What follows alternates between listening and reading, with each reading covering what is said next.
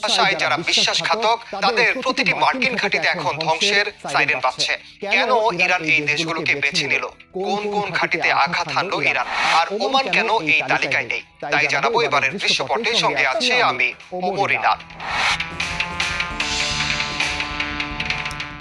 তেহরানের দাবি, গত কয়েক বছর ধরে সৌদি আরব, সংযুক্ত আরব আমিরাত ও কাতার ইরানের সঙ্গে সুসম্পর্কের অভিনয় করলেও বিপদের সময় তারা মার্কিনদের পাশে দাঁড়িয়েছে। ইরানের উপ পররাষ্ট্রমন্ত্রী হামিদ খান ওয়ানি আল জাজিরাকে বলেন, আত্মরক্ষার অধিকার ইরানের আছে এবং যারা আগ্রাসনকারীদের মদদ দেবে তাদের ফল ভোগ করতে হবে। শনিবার ইরানের হামলায় আরবের আকাশ কার্যত আগুনের গোল্লায় পরিণত হয়। ইরানের মিসাইল বৃষ্টির অন্যতম প্রধান শিকার হয়েছে বাহরাইন। মানামায় অবস্থিত মার্কিন নৌবাহিনীর অত্যন্ত শক্তিশালী পঞ্চম নৌবহরের সদর দপ্তর লক্ষ্য করে একাধিক ব্যালিস্টিক মিসাইল ছোড়া হয়েছে।